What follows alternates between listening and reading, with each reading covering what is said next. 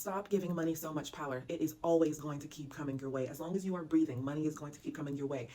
This message, you manifested it so that you could start to practice or remember that it is possible to view money objectively. A lot of us have been programmed and conditioned to view money from a very emotional and like a very codependent state of being.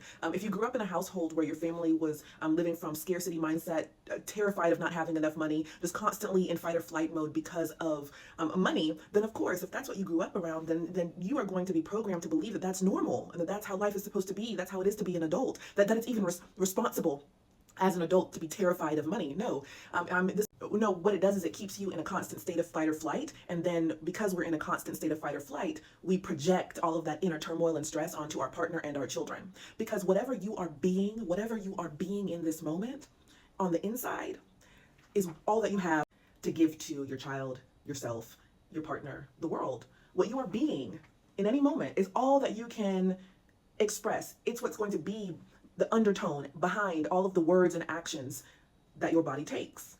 Your energy, what you are being in the moment. And if you are being terrified of money, if you are being terrified, if you are being in a state of fight or flight and inner turmoil, then that is what's going to constantly be projected onto your children and others. And that's what they're going to react to.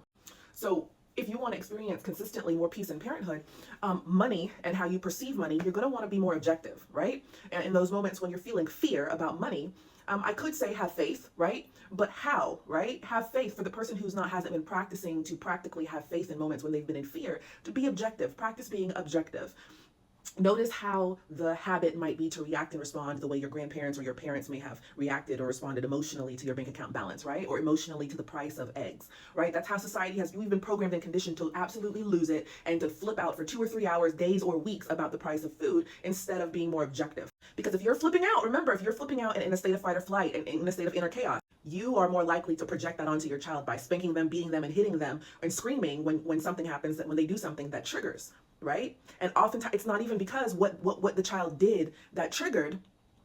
The parent was actually worthy of the child being beaten, hit, screamed at, belittled, ridiculed, shamed, or blamed. Oftentimes it's because the parent has been stewing over finances and flipping out and really giving a lot of time and energy to fearful, doubtful thoughts about money and life, and all of that energy that they're just keeping within themselves instead of creatively releasing it or relaxing or meditating or allowing all of that stuff to be released consciously. If they have not been practicing to release that stuff consciously, then it just takes one little thing for a child to do, and then boom, the house becomes a war zone and the parent blames the child, when really the reaction and response towards the child might have been from more compassion and love and understanding had the parent been practicing to have more faith instead of fear about other life events such as finances. So when it comes down to money and you're investing in your groceries, you're investing in anything, first of all, stop saying you're paying or spending money. You're not spending money, you're investing money, right? You're investing money. You're investing in yourself and in your family every single time you exchange energy in the form of money. That's all giving money to someone is. It's an exchange. You're giving me your energy in some way, shape, or form. Maybe it's a book from Amazon, maybe it's a Netflix subscription, maybe it's an actual service that you get from your massage therapist or whoever. It's an exchange of energy. They're giving you their energy in some form and you're exchanging that. You're providing balance by giving them energy in the exchange of money. You are also investing in yourself. You're not just wasting money ever. It's an investment, okay? So that's number one. Number two, when there's fear about you not having enough, look around you. Look at the amount of leaves on the trees. Look at the amount of fur on the carpet. Look at the amount of wooden boards on your hardwood floors. Look at the amount of, look at you are standing in the midst of abundance. Think about the amount of air that you're breathing in. Like, think about the amount of seconds you have in a day, every day. Think about the hairs on your head, the amount of your nails that keep growing back. They just don't stop growing. You know what I mean? Think about like look all around you right now. Abundance everywhere, the clouds in the sky, the cars around you, the amount of houses in your neighborhood. Look around you, the amount of humans. Abundance is everywhere. You have just been programmed and conditioned to focus on not having enough. Your entire life changes when you can start realizing how much abundance. Look at all the money that's come and gone through your hands since you've been born. Right? But instead of enjoying it, most of us have been thinking about how it's not enough, I need more. What, bro? Like, more?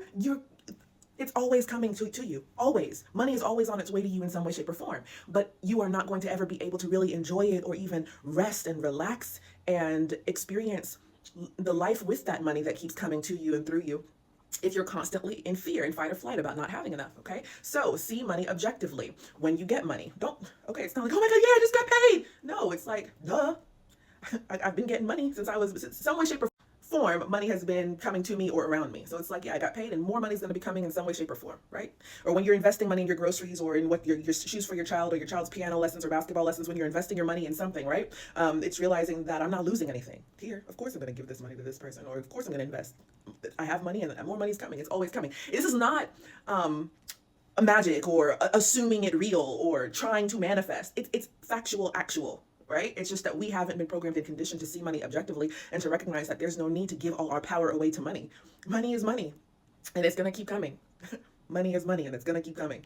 No need to flip out about it. And it's like, well, Michelle, what does this have to do with parenthood? Everything.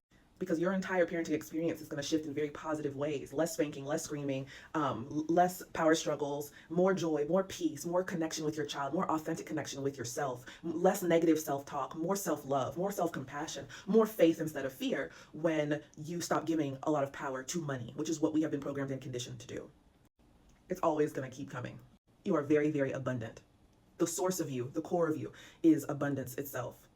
You are already whole. You are already complete. You're already full of love, bliss, joy, complete. And this world has to continue to match that completion, that wholeness, that fullness. So stop identifying with not being enough or not having enough and identify more with your wholeness.